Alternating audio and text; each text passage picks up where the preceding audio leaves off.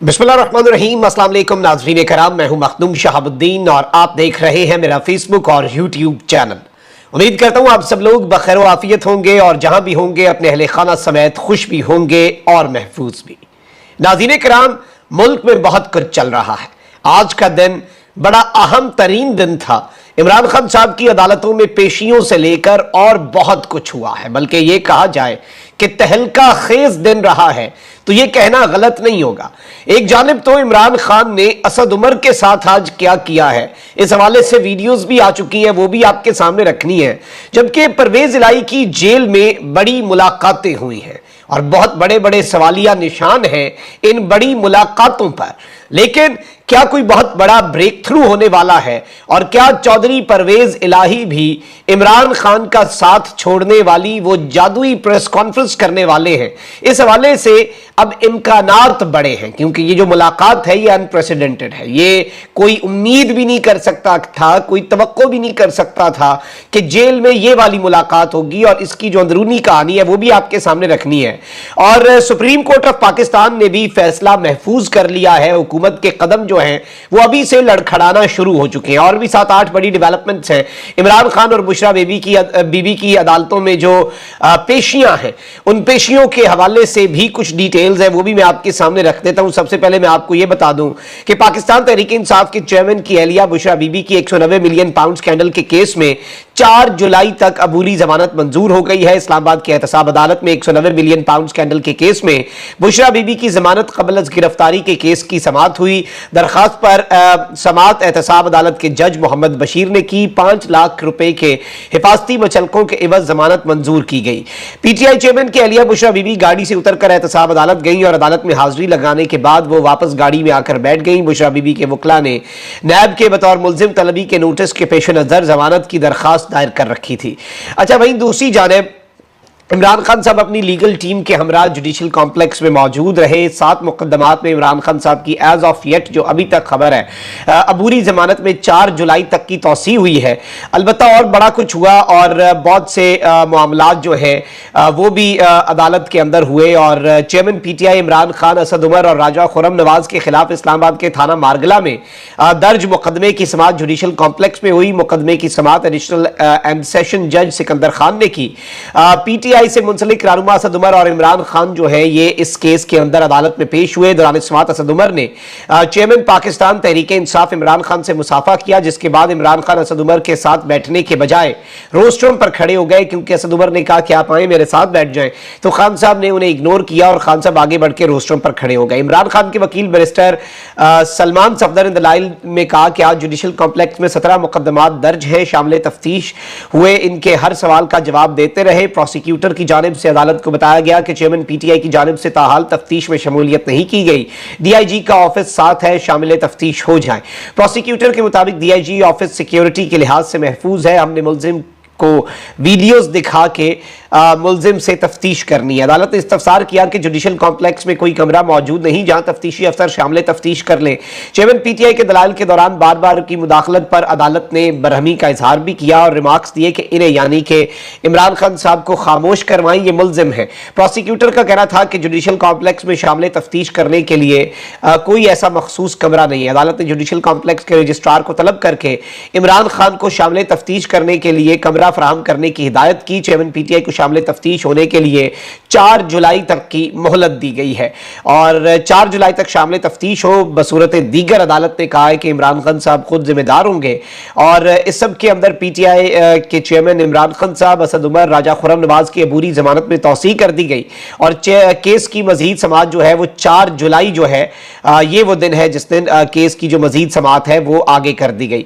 अच्छा, अब यहाँ पर 2-3 और बड़ी अहम तरीन चीजें हैं। मैंने जिस तरह से आपको बताया कि असद उमर साहब जो है उनके साथ मामला था, तो असद उमर ने इमरान खान साहब के साथ जब कोर्ट रूम में आमना सामना हुआ, असद उमर ने हाथ मिलाया, साथ वाली नशिस्त पर इमरान खान को बैठने की दावत दी, मगर इमरान खान बैठने के बजाय रोस्ट्रम पर खड़े हो गए। और ये एक वीडियो है, ये वीडियो भी आप बल्कि मुलाहिजा फरमाएं। फिर असद उमर इमरान खान साहब के पीछे आके खड़े हो गए। ये जरा देखें, ये नाज़रीन किराम आप देख सकते हैं कि असद उमर साहब जो है वो खान साहब के पीछे आकर खड़े हुए और असद उमर साहब जो है उनके हवाले से साकिब बशीर साहब जो कि कोर्ट रिपोर्टर हैं, उन्होंने कहा कि इस्लामाबाद जुडिशल कॉम्प्लेक्स कमरा अदालत में इमरान खान मौजूद, असद उमर कमरा अदालत से बाहर निकल गए। इमरान खान की तरफ से तवज्जो ना देने की असद उमर के चेहरे पर असरात नुमायां थे। सहाफ़ी ने सवाल किया कि आप वापस जा रहे हैं? असद उमर ने जवाब दिया कि मैंने बीवी को एयरपोर्ट छोड़ने जाना है।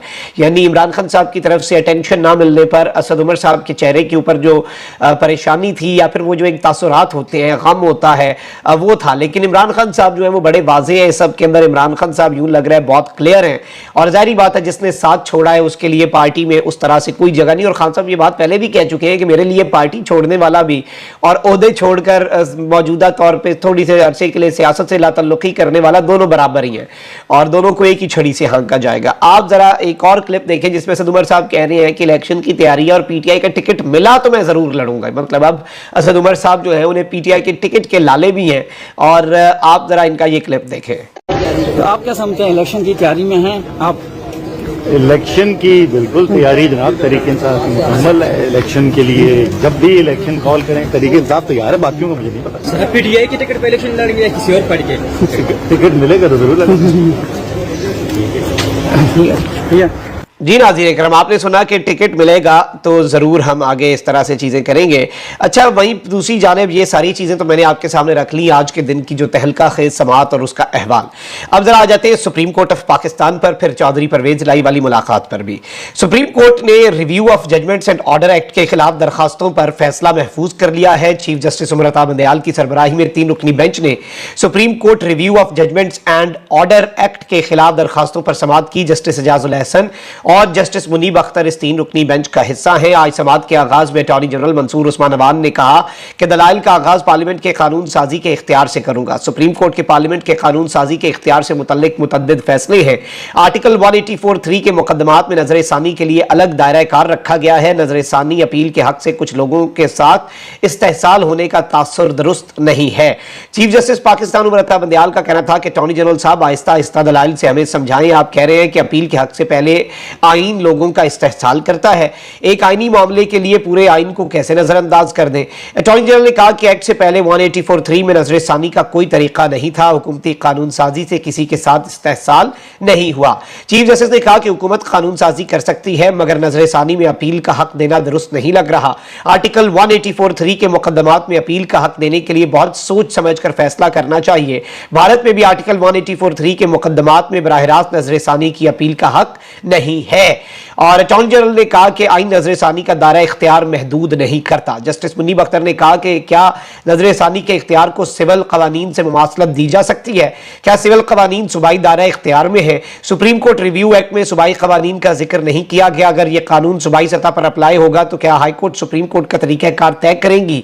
सुप्रीम कोर्ट रिव्यू एक्ट की शिक 2 पर दलाइल दे। यानी बड़े टेक्निकल किस्म के मामला चले और इस सब के अंदर सारों ने अपने अपने दलाइल जो है वो आगे दी और तहरीक इंसाफ के वकील अली जफर साहब ने भी दलाइल दी और दरखास्त गुजार गुलाम मोहिउद्दीन और जमान विर्क ने भी अली जफर के दलाइल अपना लिए। उन्होंने कहा कि यही हमारे दलाइल हैं। चीफ जस्टिस उमर अता बंदयाल ने तमाम दरखास्त गुजारों का शुक्रिया अदा करते हुए कहा कि तमाम दरखास्त गुजार अपने दलाइल तहरीरी तौर पर भी जमा करा दें। दरखास्त गुजार तहरीरी जवाबात में रेफरेंसेस भी शामिल करें ताकि मदद मिल सके। अदालत ने Supreme Court review of judgment and order act के खिलाफ दरखास्तों पर फैसला महफूज कर लिया। यह महफूज फैसला किसी भी लम्हे सुनाया जा सकता है और इसके बाद जारी बात है इसकी वजह से रुका हुआ था इलेक्शन की जो डेट है 14 मई की, उसके ऊपर इलेक्शन कमीशन का नजर सानी वाला केस और वो सुना के ये करके वापस चीफ जस्टिस ने उस पर जाना है। उसके दलाइल पहले से हो चुके हैं, उसका फैसला देना है। तो जाहिर बात है कि हुकूमत के जो सांसें हैं वो फूलने लग पड़ी है। हुकूमत के कदम जो है वो इससे पहले ही लड़खड़ाना शुरू हो चुके हैं और अपने इन्हें जाती इंटरनल मसाइल तो पहले ही बहुत ज्यादा हैं। आप देखें कि इस वक्त जो सूरत हाल है, इन्होंने फारिग कर दिया है जी, उन्हें क्या नाम है इनके, वो मिफ्ताह इस्माइल जो है उन्हें बेसिकली फारिग कर दिया गया है और मिफ्ताह इस्माइल जो है उन्हें इनके साथ साथ मुस्लिम लीग नून के जो सिंध के सदर हैं शाह मोहम्मद शाह और जो सेक्रेटरी है मुस्लिम लीग नून सिंध के मिफ्ताह इस्माइल, इन्हें हटाने का फैसला कर लिया गया है और मरियम नवाज ने इन्हें हटाने का फैसला कर लिया और इस हवाले से आइंदा कुछ दिनों के अंदर नोटिफिकेशन भी जारी कर दिया जाएगा। और इससे पहले ख्वाजा आसिफ ने भी मिफ्ताह इस्माइल के ऊपर तनकीद की थी और शहबाज शरीफ साहब ने भी कहा कि जो इसहाक डार पे तनकीद करते हैं उनकी पार्टी में कोई जगह नहीं। अच्छा, वहीं दूसरी जानिब बचते हैं पीछे शाहिद खाकान अब्बासी, क्योंकि इस नोटिफिकेशन से शाहिद खाकान अब्बासी साहब भी बहुत ज्यादा गुस्से में आएंगे। दोनों मिलकर मिफ्ताह इस्माइल और शाहिद खाकान अब्बासी जारी बात है पाकिस्तान को रीइमेजिन कर रहे हैं। पाकिस्तान मुस्लिम लीग नून के कायद और साबिक वजीर आजम नवाज शरीफ ने नून लीग के सीनियर रहनुमा शाहिद खाकान अब्बासी के तहफ़्फ़ुज़ात दूर करने के लिए इन्हें लंदन बुलवा लिया है और इन्हें टेलीफोन करके तहफ़्फ़ुज़ात दूर करने के लिए लंदन में मुलाकात की दावत दी है और इनकी तरफ से पार्टी के जनरल काउंसिल इजलास में शिरकत ना करने की वजह से नवाज शरीफ ने इनसे राब्ता किया है। और जाहिर बात है कि इस इजलास के अंदर शाहिद खाकान अब्बासी साहब का ना आना बड़ा वाज़ेह था, क्योंकि इन्होंने बिला मुकाबला मरियम को मुंतखब कराना था। ये जमहूरियत तो नहीं होती। अच्छा, वहीं दूसरी जानिब आइंदा माली साल के बजट पर हुकूमती इत्तेहाद की दो बड़ी जमातों पीपल्स पार्टी और मुस्लिम लीग नून में इख्तलाफात सामने आए और इस हवाले से शहबाज शरीफ की ज़ेर सदारत एक अहम तरीन इजलास भी आज तलब किया गया है और बिलावल भुट्टो और दोनों जमातों के माली उमूर से मुतल्लिक मुज़रा और माहिरीन इस इजलास में शरीक होंगे। और बिलावल सवाब के जलसे में इस बजट के ऊपर कुछ बातें कर चुके हैं और हाथी के दांत खाने के कुछ और दिखाने के कुछ, खाने वाले दांत जो है वो वजारतों के मजे ले रहे हैं, दिखाने वाले दांत जो है वो इनके अवाम को पता नहीं कौन सा मंजन बेच रहे हैं। तो ज़ाहिर बात है ये सारी चीज़ें बहुत ज़्यादा सवालात अपनी जगह पर इसमें खड़े होते हैं। अच्छा, अब जरा आ जाते हैं, मैंने जो आपके सामने खबर रखी, इस वक्त नाज़रीन कराम एक बहुत बड़ा दावा सामने आया है कि चौधरी शुजात हुसैन जो है उन्होंने कैंप जेल में साबिक वज़ीर आला पंजाब चौधरी परवेज़ इलाही के साथ मुलाकात की है। इस दौरान चौधरी शुजात हुसैन और उनके बेटों ने चौधरी परवेज़ इलाही से उनका हाल अहवाल जो है वो दरियाफ्त किया। ज़राए ने कहा है कि मुलाकात के दौरान मुल्की सियासी सूरत हाल के बारे में तफसीली गुफ्तगू हुई और इम्कान है कि चौधरी परवेज़ इलाही जल्द काफ लीग में वापस आ जाएंगे। यहाँ ये अमर काबिल जिक्र है कि चौधरी परवेज़ इलाही और चौधरी शुजात हुसैन आपको पता है कि इंतहाई करीबी रिश्तेदार भी हैं और जारी बात है कि उन चौधरी परवेज़ इलाही साहब जो है, हैरान कुन बात यह है कि जो पाबंदे सलासल है उनकी बेगम को उनसे मिलने की इजाज़त नहीं दी जा रही, पर शुजात हुसैन और उनके बेटे सालिक हुसैन IG जेल कराजात खुद प्रोटोकॉल में इन्हें ले जाकर मुनस्सिर परवेज़ इलाही साहब जो है उनसे मिलवाने के लिए ले गए हैं। परवेज़ इलाही साहब अभी तक डटे हुए हैं, लेकिन इस सब के अंदर बहुत मानी खेज है। इनकी आपस में बातचीत खत्म थी और इनके आपस में ताल्लुकात बिल्कुल खत्म थे। चौधरी परवेज़ इलाही साहब जो है इनके साथ मुकम्मल तौर पे आपके सामने चीजें बताएं कि शुजात और परवेज़ इलाही साहब वाला एपिसोड क्या था, वो रिपीट करने की जरूरत नहीं है।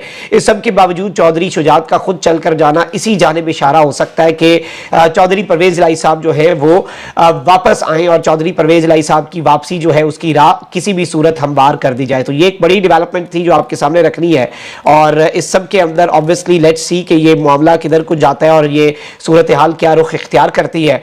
और अभी तक की ये डेवलपमेंट्स है, इंशाल्लाह अगले वीलॉग में मजीद डेवलपमेंट्स के साथ आपके सामने हाजिर होंगे। अपना बहुत ख्याल रखें। अल्लाह निगहबान पाकिस्तान।